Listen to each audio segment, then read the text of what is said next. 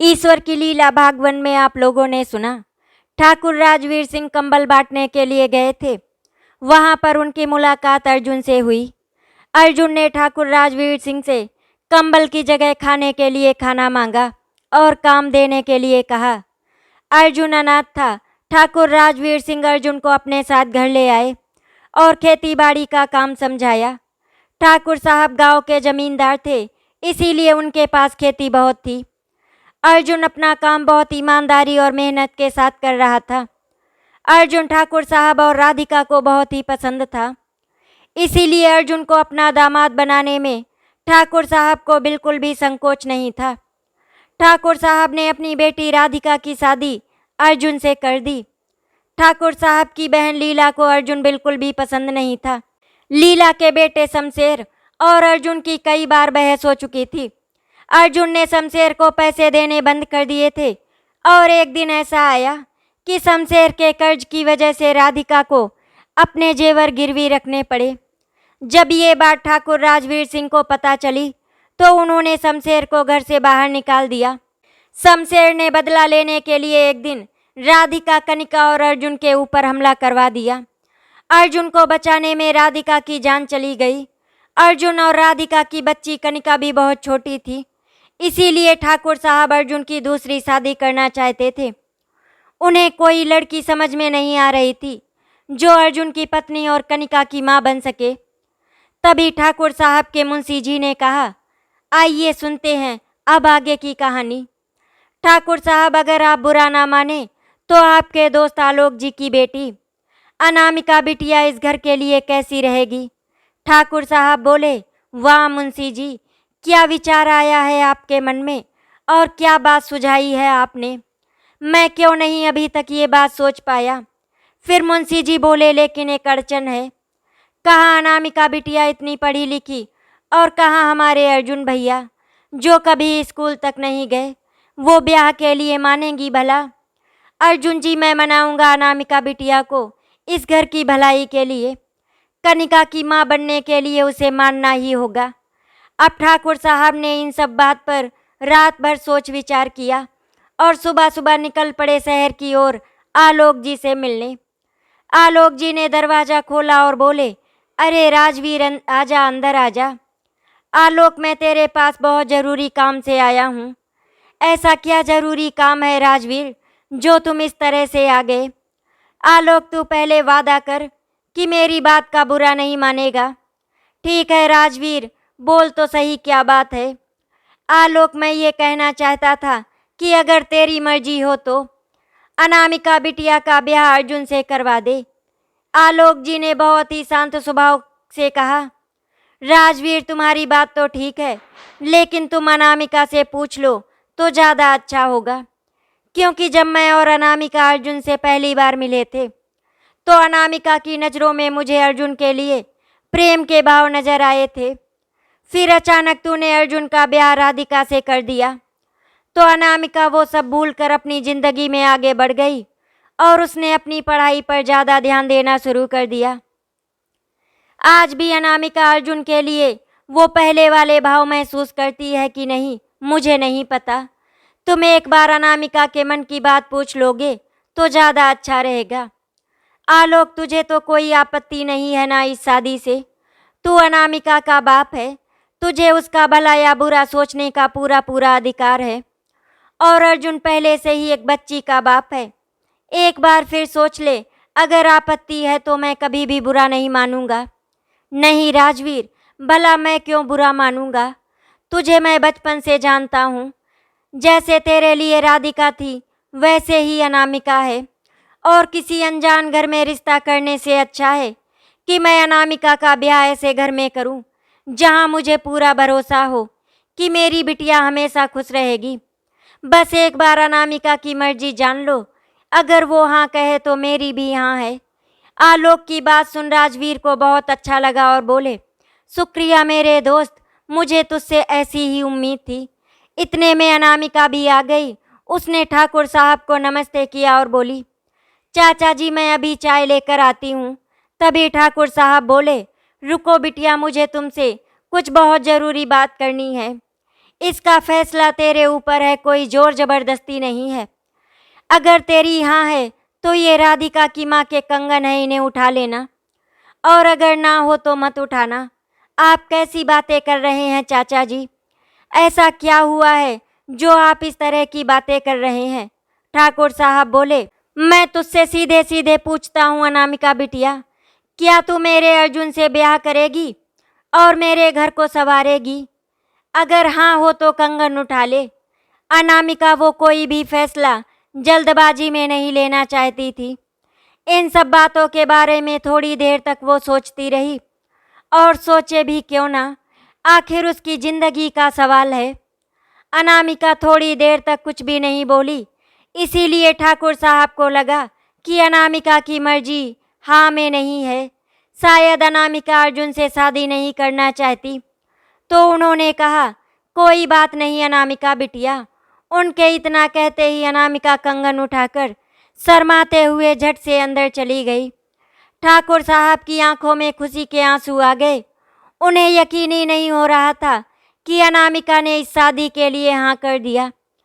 अनामिका बिटिया, मैं तुमसे कुछ भी छुपाना नहीं चाहता। तुम तो जानती हो कि अर्जुन अनाथ है और वो बिल्कुल पढ़ा लिखा भी नहीं है। एक तरीके से देखा जाए तो वो अनपढ़ है।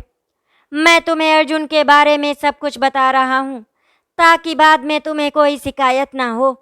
चाचा जी, आप परेशान मत होइए। अर्जुन जी के बारे में राधिका ने मुझे पहले ही सब कुछ बताया था, इसीलिए मैं उनके बारे में सब जानती हूँ। वो अनाथ और अनपढ़ हैं तो क्या हुआ, वो बहुत ही ईमानदार और भले इंसान हैं। अनामिका की बात सुनकर ठाकुर साहब बहुत ज़्यादा खुश हो गए। अब उन्हें किसी भी बात का डर नहीं था। उन्होंने झट से आलोक को गले लगाया और बोले, बिटिया मान गई। अब मेरे घर में फिर से लक्ष्मी का वास होगा। और कुछ दिन में शादी की तिथि तय हो गई। उधर अर्जुन बिल्कुल भी खुश नहीं था, क्योंकि उसे दोबारा शादी करना मंजूर नहीं था। लेकिन ठाकुर साहब भी अपनी जगह बिल्कुल सही थे कि उस घर में खुशियां तभी आएंगी जब इसे संभालने वाली आ जाएगी। अर्जुन चाहता था कि ये ब्याह बिल्कुल साधारण तरीके से हो, तो उसी प्रकार हुआ। घर में अनामिका का गृह प्रवेश हुआ। गांव की महिलाएं सारे रीति रिवाजों को निभाकर अनामिका को कमरे में बैठा कर चली गईं। अनामिका चुपचाप कमरे में बैठी इधर उधर देख रही थी। इतने में कनिका आकर बोली, तुम कौन हो और मेरे बाबूजी के कमरे में क्या कर रही हो? अनामिका ने कनिका की बात सुन बड़े ही प्यार से कहा, मैं तुम्हारी माँ हूँ बेटी, नहीं तुम मेरी माँ नहीं हो। इतना कहकर कनिका वहाँ से भाग गई। ठाकुर साहब ने कनिका को देखा और पूछा, क्या हुआ कनिका, तुम इस तरह से कहाँ जा रही हो?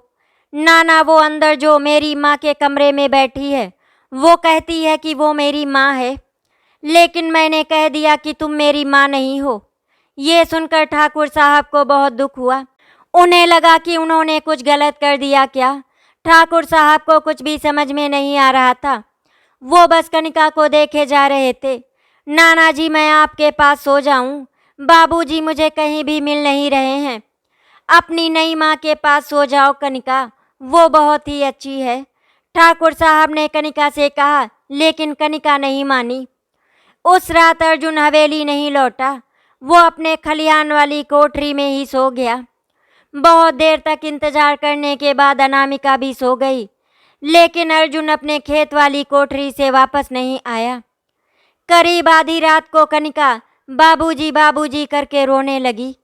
अनामिका की आंखें खुल गईं और वो कनिका को गोद में उठाकर ले गई। धीरे धीरे कनिका को अनामिका के बगल में नींद आ गई। ये देखकर ठाकुर साहब को बहुत संतोष हुआ। अनामिका के इतना पढ़ी लिखी होने के बाद भी उसने सारा घर बहुत अच्छी तरह से संभाल लिया। सारे व्रत त्योहार और रीति रिवाज ठीक से निभाने लगी। अनामिका ठाकुर साहब को कभी भी कोई शिकायत का मौका नहीं देती थी। अब कनिका भी धीरे धीरे अनामिका से घुलने मिलने लगी थी, लेकिन वो उसे माँ अभी भी नहीं बुलाती थी। कनिका उससे बात करने लगी थी। अनामिका के लिए यही बहुत था। ऐ मेरी गुड़िया के कपड़े बना दो, ऐ मेरे जरा बाल तो बना देना। ऐसे ही बातें करती थी कनिका अनामिका से। अब वो हमेशा अनामिका के हाथों से ही खाना खाती, उसी के साथ खेलती है और उसी से बातें करती है। जब कभी अर्जुन रात को हवेली में रुकता तो दूसरे कमरे में ही सोता। वो ना तो अनामिका की तरफ देखता और ना ही उससे बात करता। ये सब देखकर अनामिका और ठाकुर साहब दुखी हो जाते। एक दिन ठाकुर साहब बोले, अनामिका बेटी, तू आज अर्जुन की पसंद का खाना बना। मैं बताता हूँ उसे क्या पसंद है और राधिका की तरह खेतों में देने आना। अनामिका ने बिल्कुल वैसा ही किया जैसा ठाकुर साहब ने उसे करने के लिए कहा था और फिर अनामिका पहुंच गई खेतों में खाना देने। अनामिका ने दोनों थालियां परोसी, एक ठाकुर साहब को और दूसरी अर्जुन को। अर्जुन ने थाली गुस्से में फेंक दी और बोला, ये क्या तमाशा लगा रखा है? ये सब करके तुम क्या साबित करना चाहती हो? तुम मेरी राधिका की जगह लेना चाहती हो, जो कभी नहीं होगा। तुम इस घर में कनिका की माँ बनकर आई हो, तो बस वही काम करो। अर्जुन की कड़वी बात सुनकर अनामिका रोते हुए वहां से भाग गई। वहां जो भी लोग मौजूद थे, किसी को भी अर्जुन का ऐसा व्यवहार अच्छा नहीं लगा, क्योंकि वहां पर सब लोग अपने अर्जुन भैया को बहुत अच्छी तरह से जानते थे। सब ने कहा, अर्जुन भैया, ऐसा व्यवहार आपको शोभा नहीं देता। ठाकुर साहब भी खाना वहीं छोड़कर अनामिका के पीछे पीछे हवेली आ गए उसे समझाने के लिए। उस दिन अनामिका बहुत रोई और उसको रोता हुआ देखकर ठाकुर साहब को बिल्कुल भी अच्छा नहीं लगा।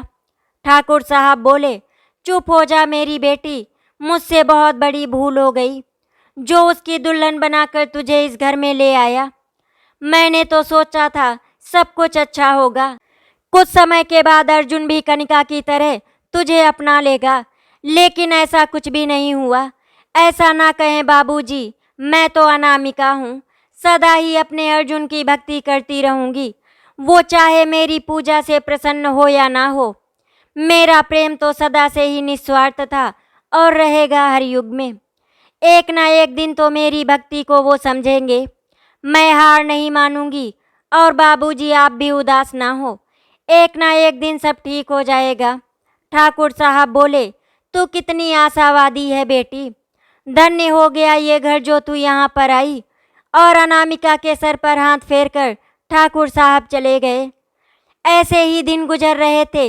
अनामिका कुछ भी करती, लेकिन अर्जुन ने तो जैसे मन ही बना लिया था कि वो उसके किसी भी काम से खुश नहीं होगा। इसी तरह एक साल और बीत गया। अब कनिका भी अनामिका को माँ कहने लगी। अब हमेशा उसके आगे पीछे लगी रहती। एक दिन कनिका अर्जुन के पास जाकर बोली, देखो बाबूजी, माँ ने मेरी गुड़िया के लिए कितना अच्छा गुड्डा बनाया है। पता है वो क्या कह रही थी? कनिका, देख तेरी गुड़िया का गुड्डा तेरे बाबूजी की तरह बहुत ही सुंदर है। पता है बाबूजी, माँ बहुत अच्छी हैं, लेकिन आप माँ से बात क्यों नहीं करते? पता है जब आप नहीं होते तो वो आपकी तस्वीर देख देख कर रोती रहती हैं। बाबूजी, उनको रोता हुआ देखकर मुझे बिल्कुल भी अच्छा नहीं लगता। आप तो मुझसे बहुत प्यार करते हैं ना, तो फिर आप उनसे बात क्यों नहीं करते?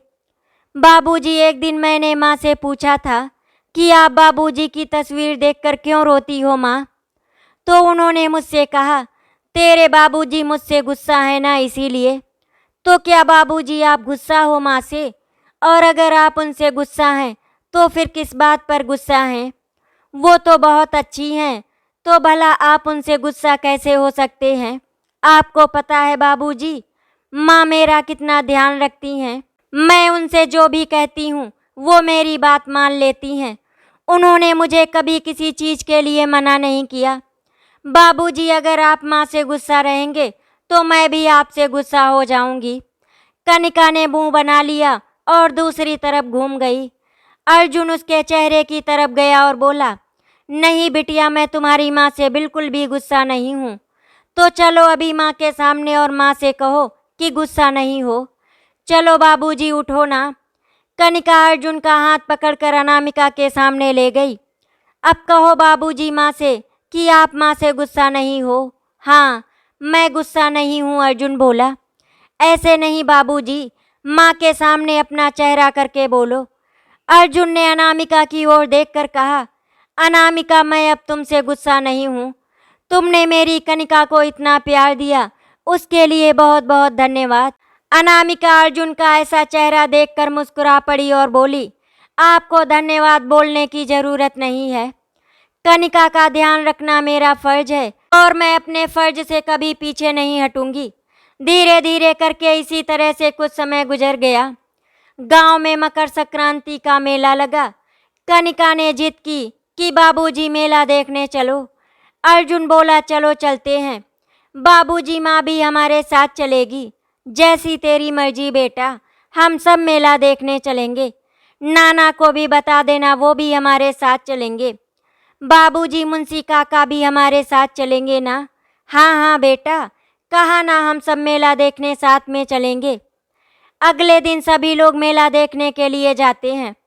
कनिका ने अपने लिए बहुत सारे मिट्टी के बर्तन खरीदे, जलेबियाँ खाई और बोली, बाबूजी, माँ के लिए भी हरी हरी चूड़ियाँ खरीद दो। अपने यहाँ जो काकी आती है ना घास लेकर, उन्होंने भी हरी हरी चूड़ियाँ पहनी थी। मैंने पूछा तो वो बोली, तेरे काका मेले से लाए हैं मेरे लिए। कनिका के कहने पर अर्जुन ने अनामिका को हरी हरी चूड़ियाँ दिलवा दी। ये सब देखकर मुंशी जी और ठाकुर साहब भी बहुत खुश थे। अचानक से मेले में भगदड़ मच गई। एक घोड़ा गाड़ी बेकाबू हो गई थी। किसी ने धोखे से घोड़े पर जलती हुई बीड़ी डाल दी, जिससे घोड़ा बिदक गया और भीड़ में भागने लगा। अर्जुन ने घोड़ा गाड़ी आते हुए देखी तो अनामिका और कनिका को बगल में करते हुए खुद सामने आ गया। बहुत चोट आई थी अर्जुन को, उसके दाएं हाथ में बहुत ही गहरी। अनामिका अर्जुन को इस हालत में देखकर बहुत ज़्यादा परेशान हो गई। कुछ लोगों ने अर्जुन को उठाकर हवेली पहुंचाया और अर्जुन का इलाज शुरू हो गया। अब अनामिका रात दिन अर्जुन की सेवा में लगी रहती। एक तो अर्जुन का दायां हाथ था, तो वो कुछ काम भी नहीं कर पाता था, इसीलिए उसके सारे काम अनामिका ही करती। अब अर्जुन, कनिका और अनामिका एक ही कमरे में रहने लगे, क्योंकि अनामिका की अब अर्जुन और कनिका दोनों को ज़रूरत थी। अनामिका ही अर्जुन को स्नान करवाती, उसको अपने हाथों से खाना खिलाती, उसके हाथ में मालिश करती। धीरे धीरे अर्जुन ठीक होने लगा। उसके मन में भी अनामिका के लिए प्रेम के भाव आने लगे। अनामिका भी अब बहुत खुश रहने लगी थी। उसे लगने लगा था कि वो धीरे धीरे अर्जुन का मन जीत लेगी। अर्जुन ठीक होने लगा था तो उसने सोचा, बहुत दिन से बाहर नहीं निकला हूँ, चलो खेतों का चक्कर लगा कर आता हूँ। और अर्जुन खेतों की ओर निकल गया। अनामिका बाहर की ओर गायों और बछड़ों को देखने लगी। तभी कनिका को रसोई में न जाने कहाँ से दिया सलाई दिख गई। वो उससे खिलवाड़ करने लगी। तीली जलती तो उसे बड़ा मज़ा आता, लेकिन पता नहीं अचानक उसने जली हुई तीली रसोई में रखी हुई घास फूस पर डाल दी, जो आसानी से जलने लगी। उसमें जल्दी से आग पकड़ ली। कनिका जोर से चिल्लाई। अनामिका ने जैसे ही सुना वो भाग कर आई और कनिका को आग से निकाल कर ले गई। हवेली में मौजूद ठाकुर साहब और अन्य लोगों ने कुएं से पानी निकालकर आग बुझाई। अर्जुन को आग लगने की बात पता चली तो गुस्से में हवेली आया और अनामिका को जोर का थप्पड़ मारकर बोला, तुम किसी भी बच्चे की माँ नहीं बन सकती। आखिर तुमने दिखा दिया अपना सौतेला रूप। कोई ज़रूरत नहीं है मेरी बच्ची को तुम्हारी, और मुझे भी ज़रूरत नहीं है ऐसी पत्नी की जो मेरी बच्ची की माँ ना बन सके। इतना सुनकर अनामिका सन्न रह गई और रोते हुए अपने कमरे में चली गई। अर्जुन अनामिका को कुछ भी कहने का मौका नहीं दे रहा था। ठाकुर साहब ने अर्जुन से कहा, अर्जुन, आज तक मैं कुछ नहीं बोला, लेकिन आज तुमने अपनी सारी सीमाएं पार कर दी। तुमने आज मेरी अनामिका बिटिया के ऊपर हाथ उठाकर बिल्कुल भी अच्छा नहीं किया। तुम उस देवी पर घटिया इल्ज़ाम लगा रहे हो, जिसने अपनी जान की परवाह ना करते हुए तुम्हारी बच्ची की जान बचाई। और अभी मैं ये कहता हूँ कि नहीं रहेगी अनामिका बिटिया इस घर में। मैं सुबह ही उसे उसके घर छोड़कर आता हूँ। और उन्होंने अनामिका को आवाज़ देकर कहा, अनामिका बिटिया, चल अपना सामान बांध ले। ये कलयुग है बिटिया, यहाँ तुझे वो सब नहीं मिलेगा जिसकी तुझे चाहत है। तू कितनी अच्छी है ये कोई नहीं जानता। मैं और तुझको रोता हुआ नहीं देख सकता। अनामिका ने रोते हुए अपना सामान बांधा। उस रात किसी ने भी खाना नहीं खाया। अनामिका कनिका के पास जाकर सो गई और अर्जुन दूसरे कमरे में। सुबह सुबह अनामिका और ठाकुर साहब जाने के लिए तैयार हो गए। अनामिका ने कहा, बाबूजी आखिरी बार उनके चरण स्पर्श करके आती हूँ। ठाकुर साहब बोले, बेटी जैसी तेरी मर्जी, लेकिन बेटा वो चरण छूने के लायक नहीं है। अनामिका अर्जुन के कमरे में गई। अर्जुन सोया हुआ था। अनामिका उसके पैरों के पास खड़ी हो गई और उसकी आंख से आंसू टपककर अर्जुन के पैरों पर गिरा और अर्जुन की आंख खुल गई। अनामिका बोली, मैं जा रही हूँ, दोबारा कभी भी आपको मेरा चेहरा नहीं देखना पड़ेगा। कुछ देर शांत रहने के बाद अर्जुन बोला, अगर मैं कहूँ कि मत जाओ तो नहीं जाओगी क्या? अनामिका बोली, एक बार आप कहकर तो देखो। अर्जुन फिर बोला, अगर मैं कहूँ कि कनिका को तुम्हारी ज़रूरत है तो रुक जाओगी क्या? एक बार आप कहकर तो देखो। अर्जुन फिर बोला, अगर मैं कहूँ कि मुझे तुम्हारी ज़रूरत है तो तब भी तुम नहीं जाओगी। अनामिका बोली, एक बार आप कहकर तो देखो।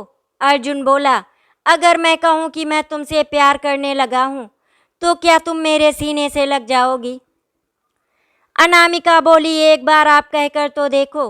अर्जुन रोते हुए बोला, सब तो कह दिया, अब भी मुझसे ऐसे ही दूर खड़ी रहोगी। अनामिका रोते हुए अर्जुन के सीने से लग गई।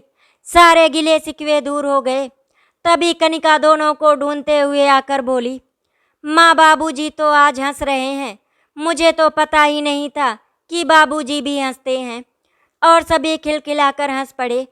ठाकुर साहब ने सबके हंसने की आवाज़ सुनी तो वो भी मुस्कुरा दिए, क्योंकि आज उनके मन की मुराद पूरी हो गई थी। आखिर अर्जुन ने कनिका को अपनी पत्नी के रूप में अपना ही लिया। अनामिका की खुशियों का ठिकाना नहीं था। उसने अपने पापा को फ़ोन मिलाया और उन्हें बताया। अर्जुन और उसके बीच में सब कुछ ठीक हो गया। अनामिका को खुश देखकर आलोक जी बहुत खुश थे। अनामिका, अब अगर सब कुछ ठीक हो गया है तो मेरी बात मान। जो राज अभी तक सिर्फ और सिर्फ हम दोनों को पता था, मुझे लगता है अब ये बात सबको बता देनी चाहिए। आप सही कह रहे हैं पापा, अब मुझे अर्जुन को सच्चाई बतानी पड़ेगी। नहीं अनामिका बेटा, सिर्फ अर्जुन को ही नहीं बल्कि राजवीर को भी इस बात का पता होना ज़रूरी है। जितनी जल्दी हो सके तुम दोनों को सच्चाई बता दो। कहीं ऐसा ना हो तुम्हारा हंसता खेलता परिवार देखकर एक बार फिर से। आलोक जी अभी अपनी बात को पूरी भी नहीं कर पाए थे। अनामिका ने उनको बीच में ही टोकते हुए बोला, नहीं पापा, वो हमारे साथ दोबारा ऐसा कभी नहीं कर पाएगा, क्योंकि मैं ऐसा होने ही नहीं दूंगी। अपने पापा से बात करने के बाद अनामिका ने फ़ोन रख दिया और सोचने लगी, पापा सही कह रहे हैं, मुझे ये बात अर्जुन और बाबूजी को जल्द से जल्द बतानी होगी। 2 दिन गुजर गए। रात का समय था। सभी लोग बैठकर खाना खा रहे थे। अनामिका ने कहा, बाबूजी मुझे आप दोनों को बहुत ज़रूरी बात बतानी है। कहो ना अनामिका बिटिया, क्या बात है? बाबूजी मुझे लीला बुआ और शमशेर के बारे में कुछ बताना है।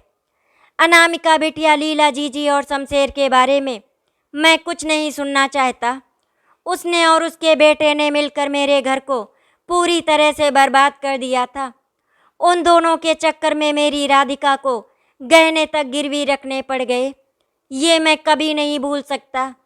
तभी अर्जुन ने शांत रहते हुए कहा, बाबूजी एक बार अनामिका की बात सुन लेते हैं, आखिर वो कहना क्या चाहती है। वैसे भी अब्बुआ जी और शमशेर से हम लोगों का कोई लेना देना नहीं है।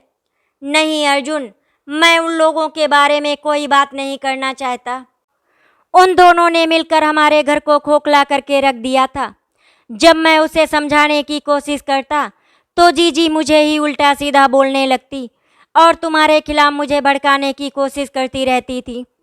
उनका बस चलता तो वो कब का तुम्हें इस घर से निकाल कर बाहर फेंक देती। वो तो मैं था जो कभी भी उनकी बातों को सीरियस नहीं लेता था, क्योंकि मैं तुम्हारी ईमानदारी को बहुत अच्छी तरह से जानता था। अनामिका थोड़ी देर तक शांत रही, उसके बाद बोली, बाबूजी आज राधिका हमारे बीच में नहीं है, जानते हैं इसका कारण कौन है? जानता हूँ बिटिया, बहुत अच्छी तरह से। कुछ गुंडों ने अर्जुन और राधिका और कनिका पर अटैक किया था, जिसमें हमारी राधिका बिटिया इस दुनिया को छोड़कर चली गई। मैंने तो कभी सपने में भी नहीं सोचा था कि हमारी राधिका बिटिया हमें इस तरह से छोड़कर चली जाएगी। बाबूजी की बातें सुनकर अर्जुन और अनामिका दोनों की आंखों में आंसू आ गए। अर्जुन ने अपने आंसू पोंछे और कहा, अनामिका सीधे सीधे बताओ तुम क्या कहना चाहती हो? अर्जुन जी, मैं कुछ कहना नहीं चाहती, बल्कि मैं आप लोगों को कुछ दिखाना चाहती हूँ।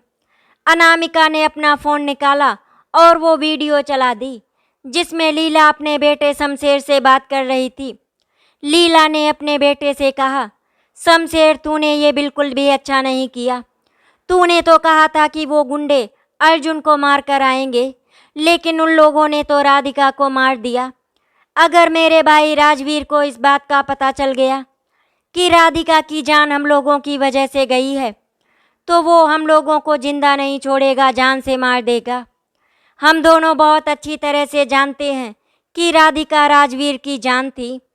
राजवीर की तो बात छोड़ो, अगर गांव में भी किसी को इस बात की भनक लग गई कि राधिका की जान हम लोगों की वजह से गई, तो गांव वाले भी हमें जिंदा नहीं छोड़ेंगे। राधिका सबकी चहेती थी, इसीलिए सब उस पर जान छिड़कते थे। मम्मी, ये सब क्या पागलों की तरह बातें कर रही हो? मामा ने हमें घर से निकाल दिया था उस अर्जुन की वजह से, और उस अर्जुन ने हमें रुपए देने बंद कर दिए।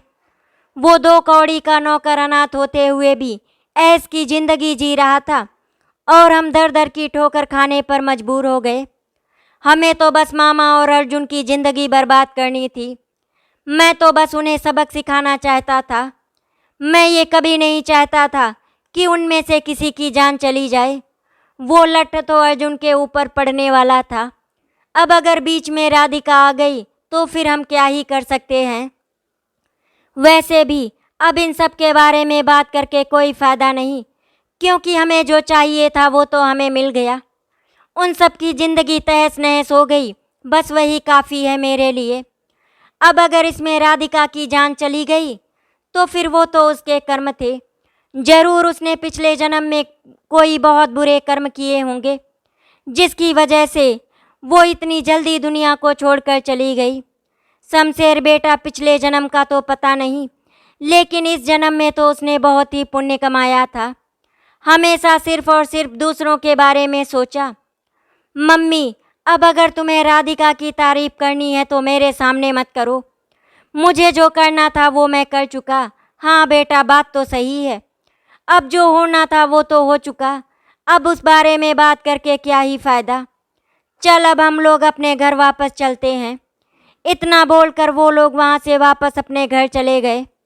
वीडियो देखकर ठाकुर साहब, अर्जुन और अनामिका की आंखों में आंसू आ गए।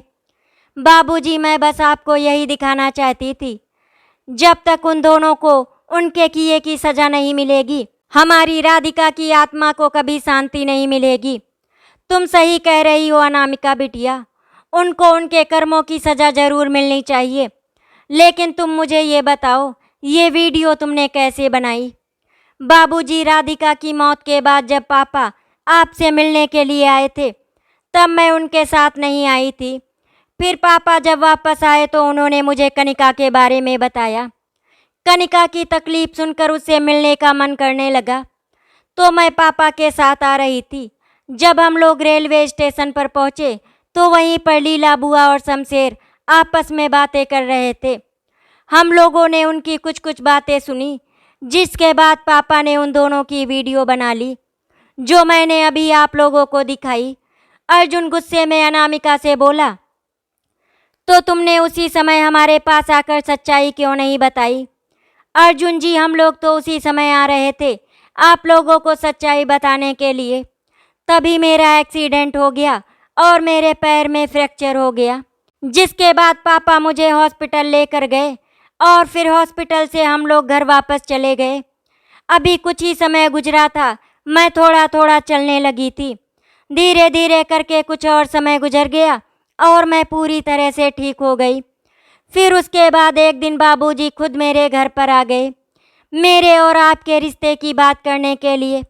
फिर मैंने आप सबके बारे में सोचकर इस रिश्ते के लिए हाँ कर दिया। जब मैं इस घर में दुल्हन बनकर आ रही थी, तभी मैंने सोच लिया था कि आप लोगों को सच्चाई बता दूंगी। लेकिन जब मैं यहाँ पर आई तो बाबूजी के अलावा ना ही कनिका ने मुझे अपनाया और ना ही आपने मुझे अपनाया। अब मुझे समझ में नहीं आ रहा था कि मैं आप लोगों को सच्चाई कैसे बताऊं, क्योंकि आप तो मेरी बात सुनने को तैयार ही नहीं थे। इसीलिए मैं सही समय का इंतज़ार कर रही थी और मुझे आज वो सही समय लगा जब मैंने आप लोगों को सच्चाई बता दी। हमारी राधिका की जान लीला बुआ और शमशेर की वजह से गई, इसीलिए उन दोनों को सज़ा मिलनी बहुत ज़रूरी है। वो लोग हमारी राधिका को मारकर सुकून से ज़िंदगी जी रहे हैं। अनामिका बिटिया तू बिल्कुल भी चिंता मत कर, राधिका के गुनहगारों को सज़ा ज़रूर मिलेगी, फिर वो मेरी बहन हो या फिर मेरा भांजा। उन दोनों ने मुझसे मेरी ज़िंदगी छीन ली और अब मैं उन दोनों की सुकून भरी ज़िंदगी छीन लूँगा। वो दोनों जेल में सड़ेंगे। अर्जुन ने ठाकुर साहब की हाँ में हाँ मिलाते हुए कहा, सही कह रहे हैं बाबूजी, उन दोनों को सज़ा मिलनी बहुत ज़रूरी है। उन्होंने हमारी राधिका को हमसे छीन लिया। अर्जुन बेटा, हम लोग एक काम करते हैं, कनिका को हम मुंशी जी के घर पर छोड़ देते हैं, क्योंकि कनिका को पुलिस स्टेशन ले जाना ठीक नहीं है। तुम तो जानते हो मुंशी जी के घर पर कनिका का सब लोग बहुत ध्यान रखते हैं। जी बाबूजी, मुझे मुंशी जी पर पूरा भरोसा है। हम कनिका को उनके घर पर छोड़ देते हैं। कनिका को उन्होंने मुंशी जी के घर पर छोड़ दिया क्योंकि मुंशी जी की पत्नी कनिका से बहुत प्यार करती थी। कनिका वहाँ बहुत खुश रहती थी। ठाकुर साहब ने मुंशी जी को लीला और शमशेर के बारे में सब कुछ बता दिया। ये सब सुनकर मुंशी जी को यकीन नहीं हो रहा था कि लीला और शमशेर इतना नीचे गिर सकते हैं कि उन्होंने राधिका की जान ले ली। ठाकुर साहब, आप कनिका बिटिया की बिल्कुल भी चिंता मत करना, आप बस लीला और शमशेर को उनके कर्मों की सज़ा दिलाएं। ठाकुर साहब अर्जुन और अनामिका के साथ पुलिस स्टेशन पहुँचे। वहाँ पर उन्होंने लीला और शमशेर की वीडियो दिखाकर दोनों के नाम FIR करवा दी। इंस्पेक्टर ने कहा, ठाकुर साहब आप बिल्कुल भी चिंता मत कीजिए, उन्होंने राधिका बिटिया को मारा है, इसकी उन्हें कड़ी से कड़ी सज़ा मिलेगी। इंस्पेक्टर ने उन दोनों के खिलाफ FIR लिख ली और उनको पकड़ने के लिए थाने से निकल गए। ठाकुर साहब अर्जुन और अनामिका के साथ अपने घर वापस आ गए। अर्जुन ने मुंशी जी को फ़ोन करके बता दिया कि वो लोग घर आ चुके हैं, इसीलिए मुंशी जी कनिका को लेकर घर आ गए। कनिका मामा करते हुए अनामिका के पास चली गई। मुंशी जी, अर्जुन और ठाकुर साहब आपस में बातें करने लगे। 2 दिनों के बाद पुलिस स्टेशन से फ़ोन आया कि लीला और शमशेर को पकड़ लिया गया। ये खबर सुनकर सबके चेहरे पर मुस्कान आ गई थी। कुछ समय तक केस चलता रहा, फिर उन दोनों को कोर्ट ने सज़ा सुना दी। ठाकुर साहब अर्जुन और अनामिका बहुत खुश थे क्योंकि राधिका के गुनहगारों को सज़ा मिल गई थी। धीरे धीरे करके समय गुजरता चला गया और 2 साल कब गुजर गए पता ही नहीं चला। अनामिका ने एक बेटे को जन्म दिया, जिसकी वजह से घर में खुशियों का माहौल था। उसका नाम अर्जुन और ठाकुर साहब ने मिलकर कुणाल सिंह रखा। कनिका कुणाल को बिल्कुल भी नहीं छोड़ती थी, वो हर समय उसी के पास बैठी रहती थी। धीरे धीरे करके दोनों बच्चे बड़े हो रहे थे। दोनों भाई और बहन में बहुत ही प्यार था। अनामिका ने कुणाल और कनिका में कभी कोई फ़र्क नहीं किया। अर्जुन का भरा पूरा परिवार देखकर ठाकुर साहब बहुत खुश थे। उन्हें अनामिका के अंदर अपनी बेटी राधिका दिखाई देती थी, इसीलिए ठाकुर साहब जितना प्यार राधिका से करते थे, उतना ही प्यार आज अनामिका से करते हैं। उस पर उन्होंने कभी कोई रोक टोक नहीं लगाई। आज जब ठाकुर साहब अपने पूरे परिवार को खुश देखते हैं तो उन्हें बहुत ही सुकून मिल रहा था और ठाकुर साहब को खुश देखकर मुंशी जी भी बहुत खुश थे।